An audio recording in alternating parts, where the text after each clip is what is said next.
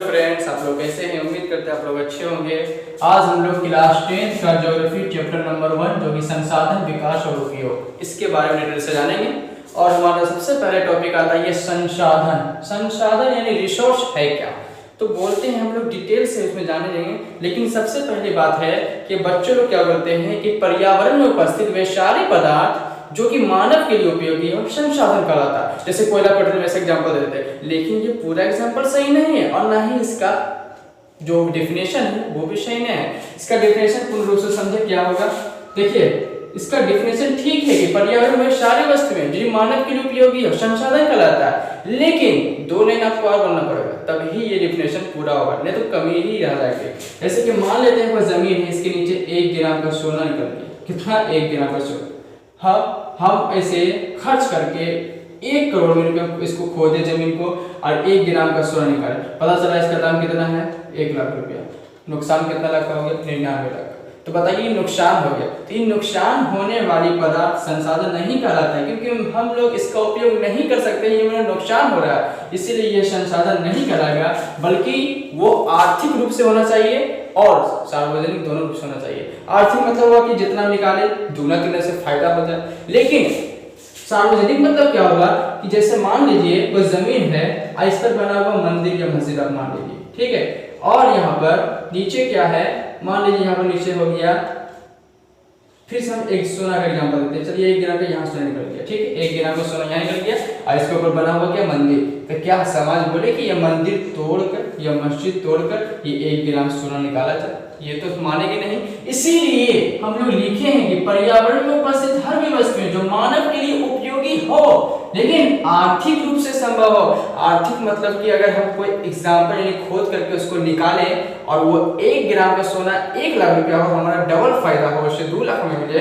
तब उसे कहते हैं आर्थिक रूप से। लेकिन सार्वजनिक रूप से तभी हम लोग कहेंगे जब कोई नीचे मान लीजिए कोई सोना रखा हुआ, सोना है गड़ा हुआ, और कोई आदमी बोल रहा है कि उसे मंदिर तोड़कर सोना निकाला जाए, तो ये तो गलत बात है, समाज तो मानेगा नहीं। लेकिन समाज में से क्या मानना चाहिए, इसलिए सार्वजनिक रूप से स्वीकार एक्सेप्टेबल यानी एक्सेप्ट करे समाज कि ये तोड़ना चाहिए या नहीं तोड़ना चाहिए, तो ये अच्छी बात नहीं है। इसीलिए सार्वजनिक रूप से क्या हो, स्वीकार हो और आर्थिक रूप से संभव, ये 2 लाइन बोलना बहुत जरूरी है। इसीलिए इसे हम लोग कहते हैं संसाधन यानी रिसोर्स। फॉर एग्जांपल कोयला, पेट्रोल एंड सोना इत्यादि। कोयला संसाधन कैसे है? कोयला से बिजली बनती है, कोयला से हम लोग घर में खाना पकाते हैं, है ना। उसके बाद पेट्रोल क्या है? पेट्रोल से हम लोग गाड़ी चलाते हैं, अगर पेट्रोल ना रहेगा तो गाड़ी चलेगी नहीं। उसके बाद सोना क्या है? सोना का उपयोग हम लोग बहुत उपयोग में करते हैं। कोई महिला सब क्या करती है? आयरन पहन लेती है, कंगना पहन लेती है बना के, उसका अलग अलग उपयोग करती है।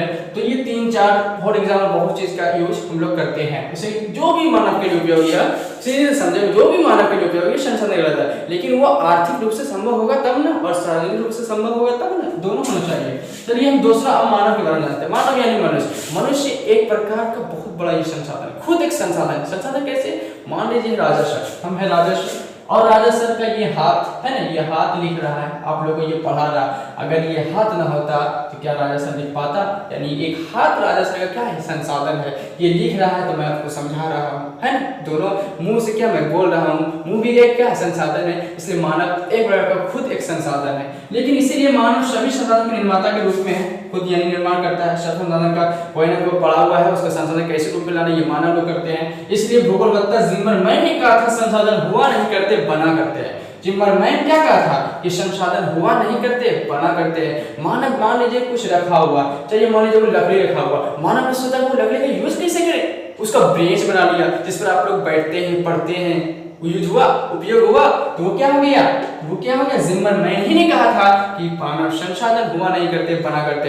ये तो पहले तो हम लोग को उपयोग में लकड़ी ना था, हम उसको भी ब्रेन जलाया, आप लोग बैठे तो क्या उपयोग में आ गया? तो ये क्या हो गया? इसी के कारण ये क्या है? संसाधन। यानी जिम्मरमैन ही ने कहा था कि संसाधन हुआ नहीं करते बना करते हैं। चलिए अब हम लोग जानते हैं पर्यावरण में मानव किस प्रकार के संसाधन है। मान लीजिए पर्यावरण में कोई स्थित वस्तु है, मान लेते हैं क्या है? लकड़ी ही मान लेते हैं।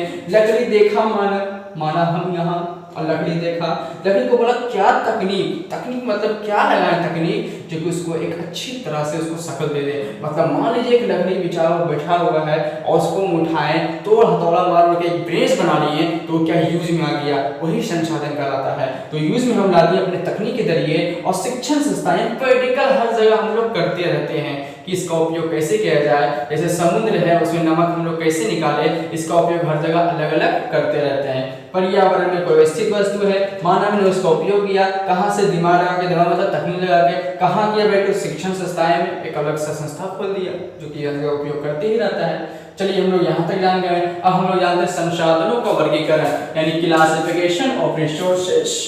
क्लासिफिकेशन ऑफ रिसोर्सेज, संसाधनों का वर्गीकरण आप लोग समझे। सबसे पहले आप लोग कोई परिवार है, उसको मैं बोल दूं कि आप उसे वही परिवार को 5 लोगों में बांटिए, कैसे बांटेंगे। तो आप लोग ऐसा भी कर सकते हैं, जो पढ़े लिखे हैं उसको एक तरफ, जो नहीं पढ़े लिखे हैं उसको एक तरफ। अब मैं बोल दूं क्रिकेट के आधार पर बता दें तो क्रिकेट मतलब जो क्रिकेट खेलते हैं एक तरफ, क्रिकेट जो नहीं खेलते हैं उसको एक तरफ। मैं बोल दूं कि फुटबॉल के आधार पर बता दें, अब जो फुटबॉल खेलते हैं एक तरफ और जो फुटबॉल नहीं खेलते एक तरफ। तो आप इस तरह के ग्रुप बनाएंगे। उसी तरह संसाधन का भी ग्रुप बनाया गया।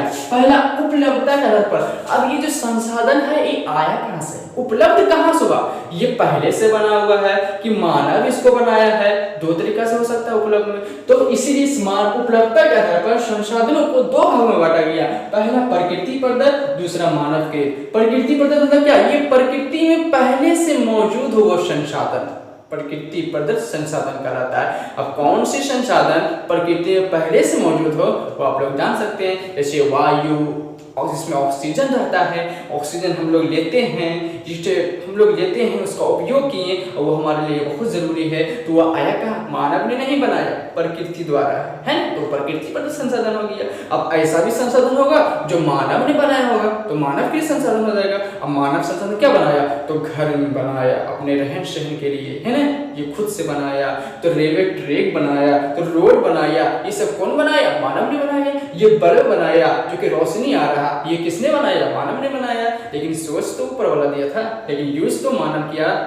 तो ये ध्यान रखिएगा, स्रोत या उत्पत्ति के आधार पर। अब वो जो संसाधन है ठीक है पहले से मौजूद है या प्रकृति प्रदत्त या मानव कृत आया है, लेकिन वो जो संसाधन है वो उपलब्ध यानी उत्पत्ति उसका कहां से बना, स्रोत कहां से उसका, तो स्रोत कहां से है आप लोग समझे। या तो स्रोत मतलब उत्पत्ति उस संसाधन का हुआ कहां से, या तो वो सजीव से हुआ यानी जानवर से हुआ, या बेजान जिस पर जान ना हो उससे हुआ।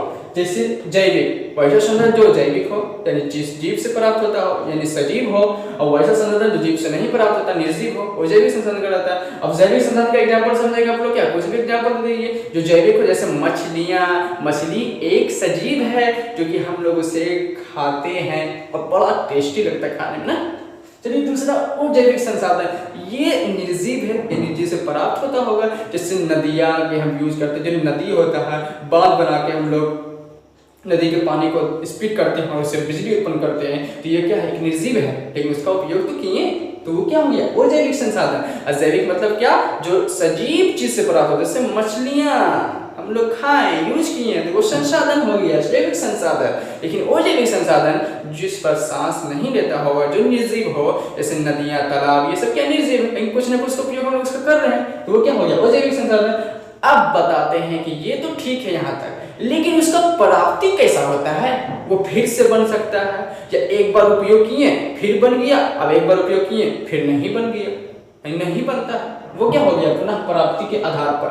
तो इसे 2 भागों में बांटा गया, पहला नवीकरणीय और दूसरा अनवीकरणीय। नवीकरणीय मतलब क्या हुआ, वो ऐसा संसाधन जिसे एक बार तो उपयोग किए अब फिर से उपयोग कर सकते हैं, तो उसे क्या कहते हैं, नवीकरणीय संसाधन। जैसे एग्जांपल, सूर्य का रोशनी जब आ रहा है तो आज भी देखिए सूर्य का रोशनी आ रहा, कल भी देखिए सूर्य का रोशनी आ रहा, ऐसे जब से पैदा हुआ अभी तक देखिए सूर्य की रोशनी हुआ, एक दिन हुआ कि सूर्य की रोशनी नहीं आ, ऐसा तो कभी नहीं हुआ, वो आ रहा खत्म तो नहीं ना हुआ, वो क्या हो गया, नवीकरणीय संसाधन। अब ऐसा भी संसाधन होगा जिसका एक बार उपयोग किए लेकिन वो दोबारा उपयोग नहीं लाया जा सके। जैसे एग्जांपल क्या हो जाएगा, पेट्रोल, हम लोग गाड़ी चलाते हैं तो गाड़ी में पेट्रोल जलाएं, चलिए पेट्रोल डलाया 1 किलोमीटर गए मेरा तेल खत्म, अब बोलेंगे वही तेल फिर से आ जाए, आएगा नहीं ना आएगा, वो क्या हो गया, खत्म हो गया, यानी उसका उपयोग फिर से नहीं कर सकते हैं, तो वो क्या हो गया, वो नवीकरणीय संसाधन तो हम लोग कहेंगे वैसे संसाधन